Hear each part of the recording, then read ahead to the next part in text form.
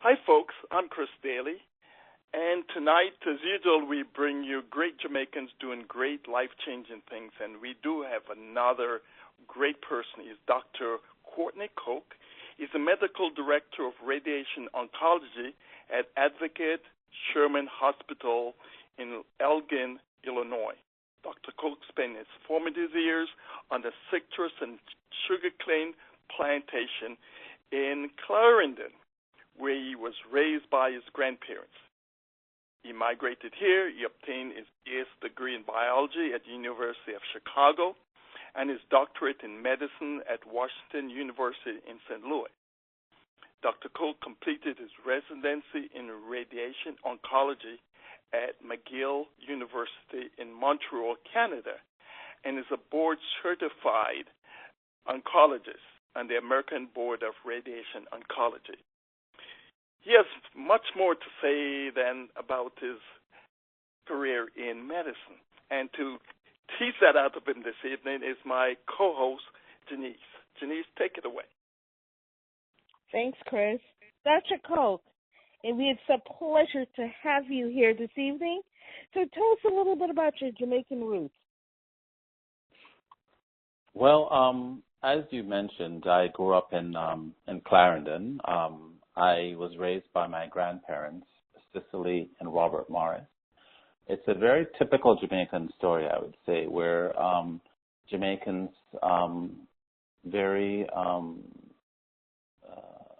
looking for good opportunities in life and looking to move ahead in life, move to either the United Kingdom or Canada or United States. So when my parents moved to the United States, they put me under the care of my grandparents, who were farmers, very successful farmers. And it's those initial 9 years that I spent with them, I would think, provided the foundation for the rest of my life.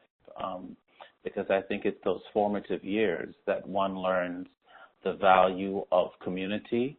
One gains one identity, one gains confidence, and one gains sense of self. And even though neither of them had beyond a fifth grade education, they valued education so much,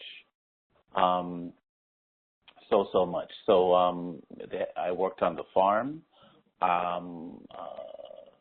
to a certain degree, but my major, they made it very clear to me that the education component of it was key. I remember once my grandmother, I came to her one day and I said, my Spanish teacher wants me to get a Spanish dictionary because I was learning Spanish. I went to Glenmuir. And she said, okay. And this was in the 1970s in Clarendon. So to get that dictionary, it involved her telling Miss Joyce to tell somebody else who was going to Kingston to go to Sanctuary's bookstores. This is a whole thing. That was on a Tuesday. Wow, like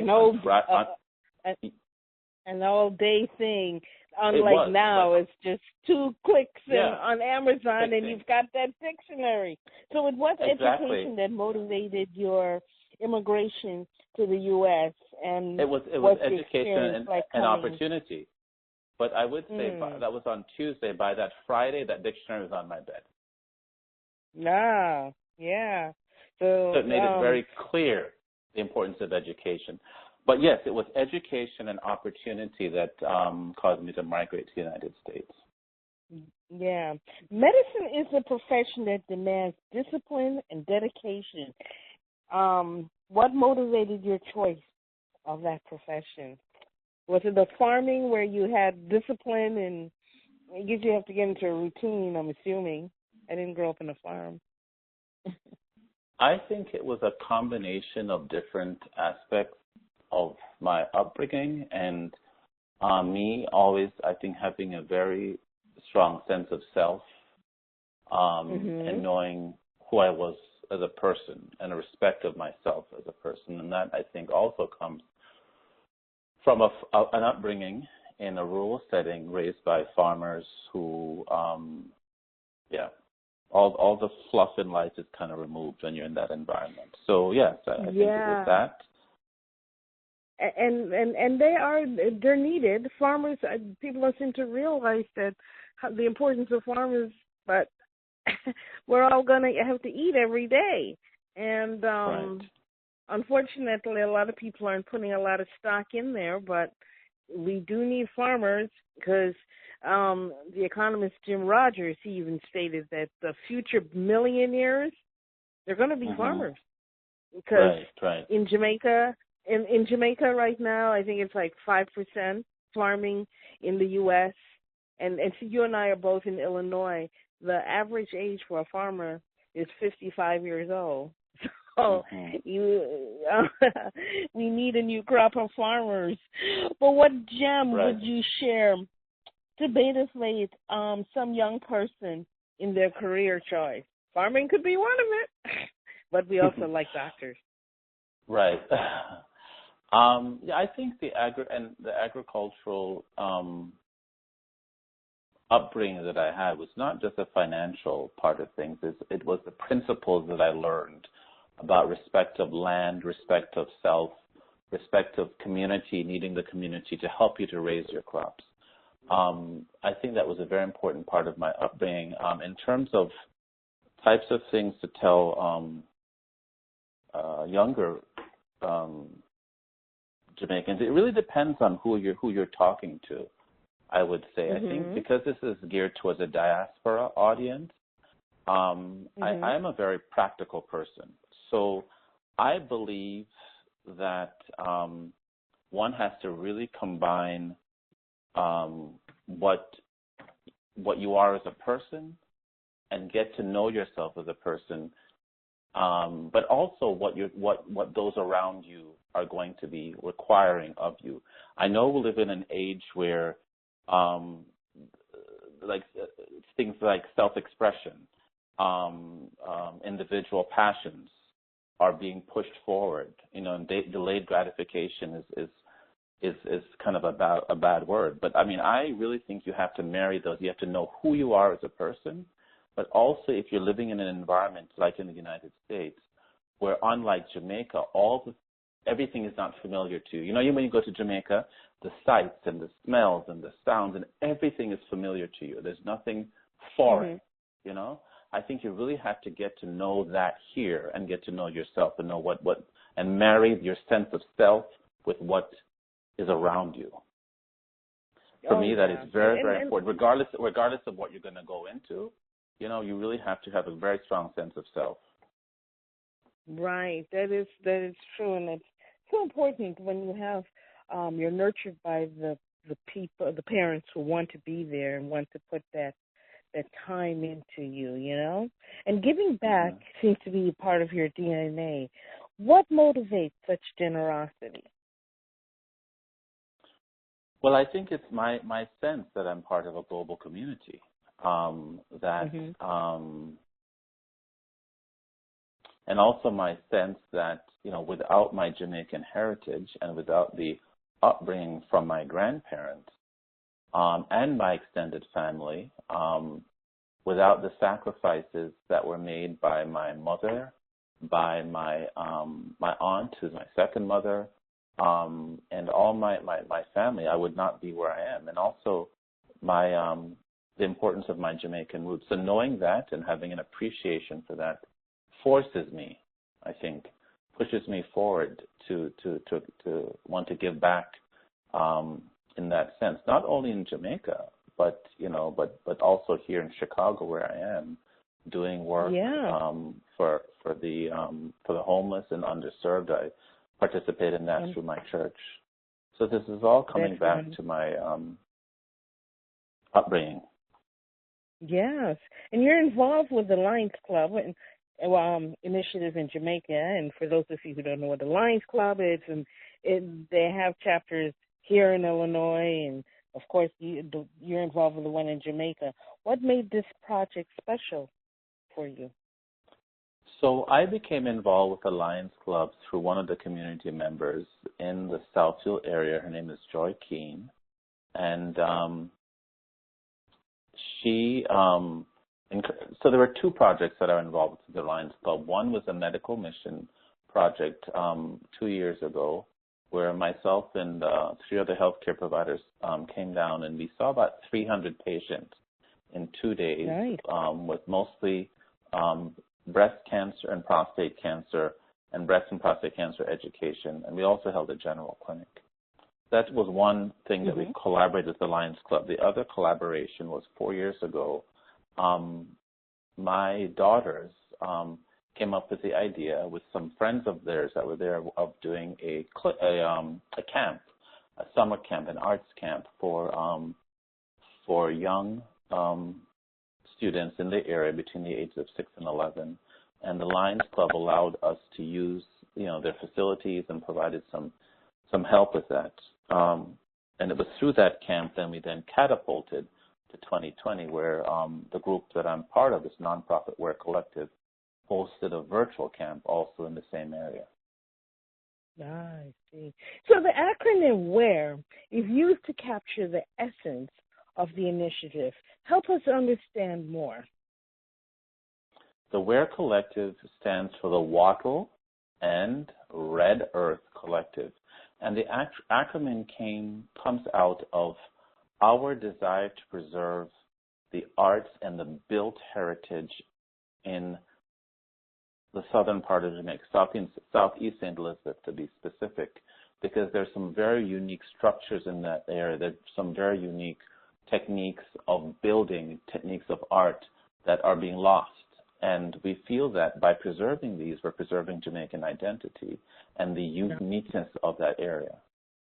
Mm-hmm. So that is the goal, and that is what WEAR Collective stands for. Yeah. And you have a film about that? So we have a gem of a film called The Rockstone and Fire. It was released in March of 2019, last year. And I'd say to very good acclaim. It chronicles the building of one of these Spanish wall structures. Spanish wall being that it was made from stone and earth. So this is in a time period, in the post-emancipation period, when a lot of people didn't have a lot.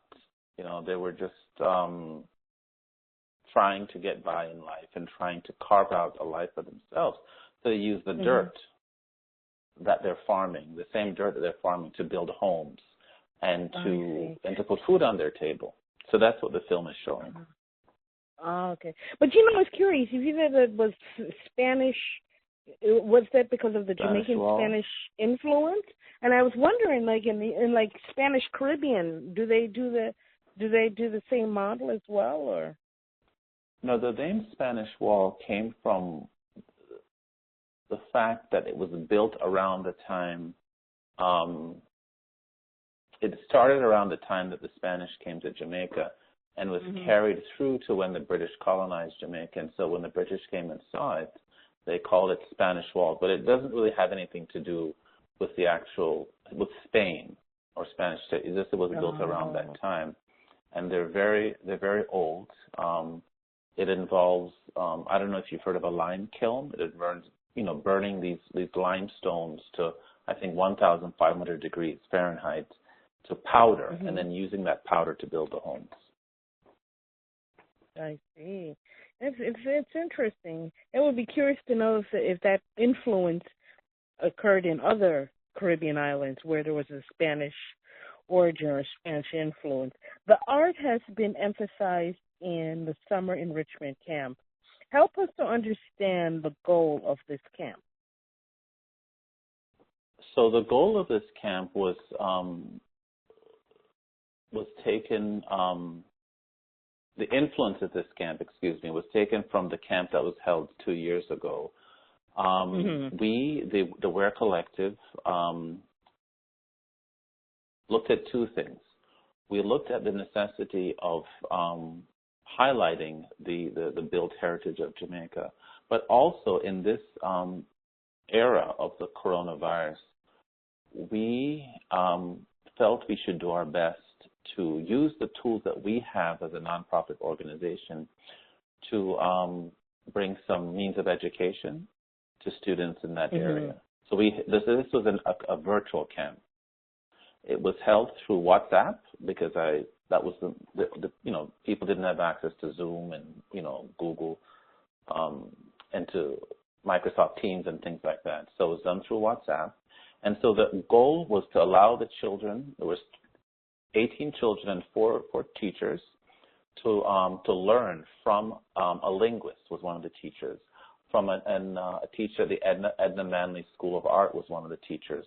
Some of these local techniques, and also to learn the crafts of the area. We hosted a writing contest that they competed in. There was a contest where you had to build a sample Spanish wall house, those types of things. And then we raised close to $3,000, which isn't a lot. A lot of people donated their time, but with that money, we did so much, so much, and it was very, very well received. Nice. So just to bring arts back into the community, bring heritage back into the community at a time that they were so bereft of any type of education.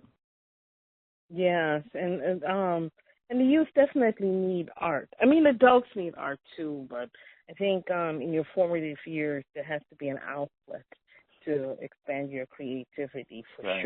sure. You know, and I of course, completely agree. Yeah. So how can someone in diaspora get involved and support these initiatives? Well, we have a website. It's thewarecollective.com. So THEWARE collective, COLLECTIVE.com, thewarecollective.com, which gives information about our group. We have a GoFundMe site as we're trying to start to raise money for next year's camp. We're also nice. on Instagram. Our Instagram handle is @WattleRedEarth. That's @WattleRedEarth. So through those means, but if they go if they go to your website, you have a link of that, right? Yes, we do. There's Instagram, information. All your social media is on your website? The GoFundMe link is on the website, as is information, but the Instagram handle is @WattleRedEarth. And there should be information about that on the website also. Okay, that'll be good. That is good. Yeah. You know, as a doctor, you know that this month of October, at least in the U.S., because I'm not sure how this is an international podcast, but in the U.S., this month there's a heightened awareness about the disease of cancer. October is Breast Cancer Month. You know, can you share a snapshot on how this disease is impacting the Jamaica country? I mean, you know, I was just curious. Do they have Breast Cancer Month in Jamaica? They do. If you go to the Jamaica Cancer Society website, they have a lot of information on breast cancer awareness. But is it October? You know, like how how this month in the U.S., you know, you'll just see a lot of pink ribbons all over the place. I don't know if that's something that they do in Jamaica. Yes, it is. It is partnered with Jamaica and Canada. So this is Breast Cancer Awareness Month in Jamaica, and Jamaica Cancer Society has a lot of information on their site about breast cancer awareness, prevention, and some services that may be offered for people that want mammograms, for example. So I would, to answer your question, I mean, we know breast cancer is the leading cancer cause of death in Jamaica for women. For men, it's prostate cancer. We know that one of the things that helps to decrease or mitigate breast cancer deaths, as we've seen in the United States, is early detection, and early detection comes in the form of self-breast examination and mammograms. If you have a family history of breast cancer, you should start having your mammograms at age 45. And family history means like you have a mother, or a father, because men can also develop breast cancer, a sister, or first-degree relative. So if you have anyone like that with breast cancer, you should start at age 45. If you don't, then you start your first mammogram at age 50. Right. Yeah. Okay. So what are some of the things we can do to impact the march of this disease? I like the things that you mentioned. Were there anything else, herb supplements or anything? Well, one of the things that really affects the morbidity and mortality from cancer is access to care.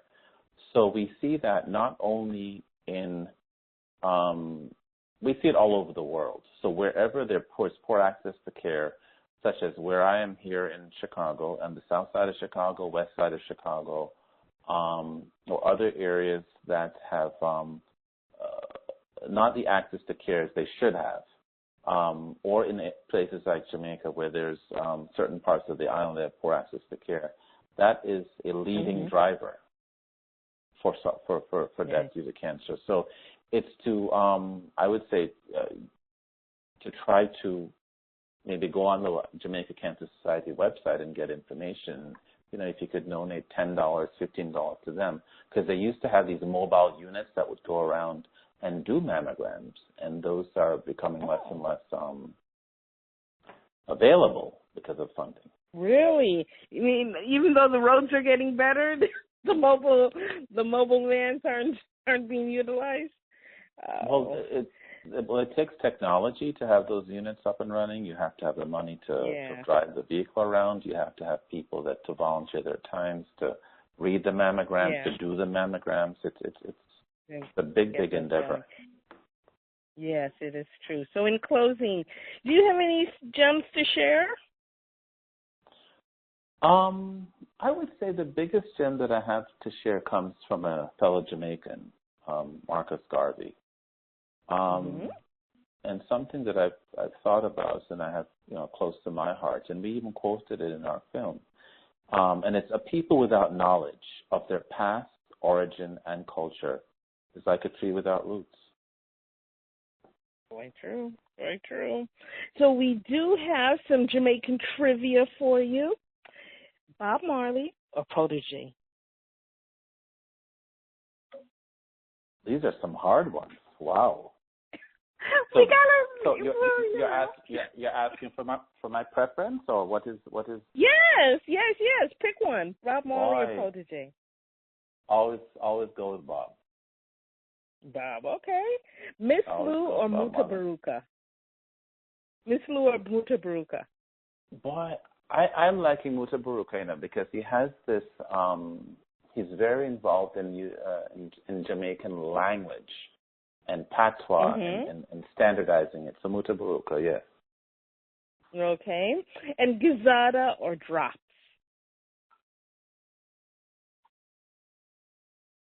Gizada. Okay. Gizada. I'm a drop person. You're like drop? So I'm a drop person. You like your ginger. Yes, I do. So, of course, Jamaican ginger is like the best in the world. It is. So, to learn more about Jamaican diaspora, visit JamaicanDiaspora.com. To learn more about Chris Daly, visit Digital to Grow. That's the number 2. So Digital to Grow. And to learn about Dr. Courtney Coke and all the Wear Collective, visit thewearcollective.com. Dr. Coke, we really enjoyed spending some time with you. Bye now. My pleasure. Thank you.